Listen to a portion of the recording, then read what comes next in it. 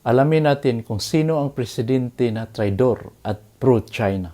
Do not trust a Marcos. Do not trust with your life. Do not trust with your wealth. Do not trust with your future. Do not trust with your collective political power. Dahil uhaw na uhaw ang mga Marcos na yan ng kapangyarihan ng taong bayan. Hindi yan aalis.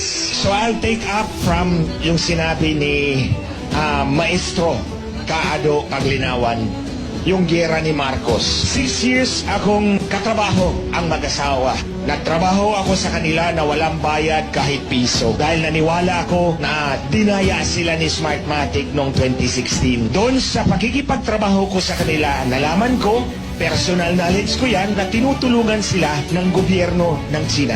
Tinutulungan sila. Yung ambassador dito, yun ang point man ng Chinese government para tumulong sa kanila. So nagbuo si Lisa Marcos ng kumpanya na China-Philippine United Enterprise. Lahat ng mga inchik na papasok na negosyo dito sa Pilipinas, dadaan doon sa kanila at kikita sila ng komisyon. Tinulungan sila. Nga pala doon sa opisina ni Lisa Marcos, may Philippine flag ditong malaki, may Chinese flag dito sa kabila. Sa opisina yan ni Lisa Marcos. Dumadaan ako doon palagi. Nung nanalo na, lumuhod agad si Marcos sa Estados Unidos. Kumbaga sinaksak niya sa likod ang mga inchik na tumulong sa kanila sa 6 na taon. Kaya ayan, nagwala ang mga inchik. Galit na galit sa kanila dahil sobrang traidor ang mag-asawang ito.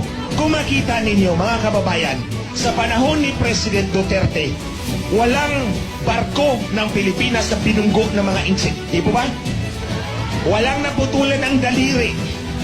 Pero ngayon, bakit violente ang mga inchik sa atin? Hindi yan dahil galit sila sa Pilipino. Personal na galit nila yan kay Marcos. 6 na taon kaming tumulong sa'yo, tapos trinaydor mo kami. That's one story of betrayal. Pangalawa, si Pastor Kibuloy at SMNI. Noong panahon ng kampanya, tinulungan nila. Ito lang yung mainstream media na tumulong sa kanila, gumastos para sa kanila. Anong ginawa nila ngayon? Trinaydor din nila si Pastor Kibuloy at ang Kingdom of Jesus Christ. Ako ang ihemplo ng personal na pagtraidor ng mag-asawang ito. Kaya nga, ulit-ulitin ko, kung si Lisa Marcos nasa harap ko lang, sinampal na kita kaliwat kanan, back to back. Dahil sobrang kapal ng mukha mo, Lisa Marcos. Kaya ang tawag ko dito, creature from hell.